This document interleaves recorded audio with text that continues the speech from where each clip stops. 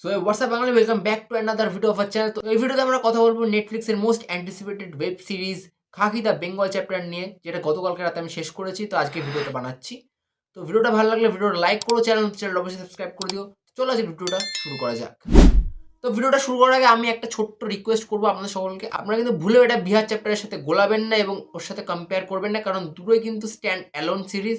এটার সাথে কিন্তু ওই সিরিজটার কোনো লিঙ্ক নেই, জাস্ট নামটা ইউজ করা হয়েছে। অর্থাৎ দুটো জোনের দুটো ছবি, দুটো কিন্তু একটা কমপ্লিট স্টোরি ইটসেলফ। তো আপনারা চাইলে বিহার চ্যাপ্টার যদি আপনারা কেউ না দেখে থাকেন, তাও কিন্তু আপনারা বেঙ্গল চ্যাপ্টার দেখতে পারেন। এবার যদি আসি মেন রিভিউতে, তো এই সিরিজের যদি পজিটিভ দিক নিয়ে আলোচনা করি, তো এই সিরিজের জন্য আমার কাছে যে পজিটিভ দিক লেগেছে, সেই প্রথম পজিটিভ দিক সেটা হচ্ছে পারফরমেন্স। হ্যাঁ বন্ধুরা, এখানে প্রত্যেকে নিজের পারফরমেন্স 200% দিয়েছে। বিশেষ করে এখানে মেনশন করতেই হয় কিন্তু ঋত্বিক, প্রসেনজিৎ এবং জিৎ তিনজনে কিন্তু সুপার কাজ করছে। যদিও আমার ঋত্বিকের কাজটা বেশি পছন্দ হয়েছে, কারণ তার ক্যারেক্টারটা যেভাবে লেখা এবং যেভাবে সে পারফর্ম করেছে, মানে নিজের ফুল পোটেনশিয়ালে, মানে আমি জাস্ট ভাবতে পারিনি যে ছেলেটা বন্দিশ ব্যান্ডিটস কিছুদিন আগে করলো, সে আবার খাকিতে এরকম একটা ক্যারেক্টার করেছে, মানে জাস্ট অভাবনীয়। তো এবার যদি আমি এই সিরিজের সেকেন্ড পজিটিভ নিয়ে কথা বলি বন্ধুরা, সেটা হচ্ছে কিন্তু বন্ধুরা এই সিরিজের ডিরেকশন এবং রাইটিং। হ্যাঁ বন্ধুরা, এই সিরিজের রাইটিং এবং ডিরেকশন দুটোই খুব ভালো হয়েছে, যে কারণে এখানে অনেক সাবপ্লট থাকা সত্ত্বেও আমাদের খুব একটা বোর ফিল হয় না এবং আমরা এঙ্গেজ থাকি। এবং যে টুইস্ট অ্যান্ড টার্নসগুলো আছে সেটাও কিন্তু বেশ মজা দেয়।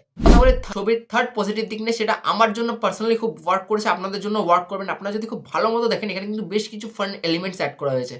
মানে 90s বেঙ্গল, সেখানে একজন মুখ্যমন্ত্রী, তার অপোজিশন লিডার, একজন মহিলা, if you know you know.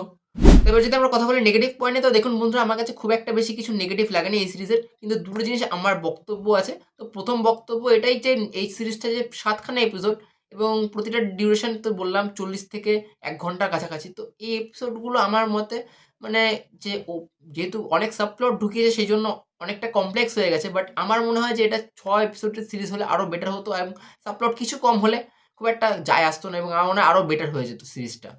এবার যদি কথা বলি সেকেন্ড যে নেগেটিভ দিক যেটা আমার লেগেছে, সেটা হচ্ছে বন্ধুরা, এটা কোথাও না কোথাও গিয়ে কলকাতা সেন্ট্রিক হয়ে গেছে। মানে দ্য বেঙ্গল চ্যাপ্টার নাম রেখেও কোথাও না কোথাও গিয়ে কলকাতাকে ঘিরেই বেশিরভাগটা ইয়ে।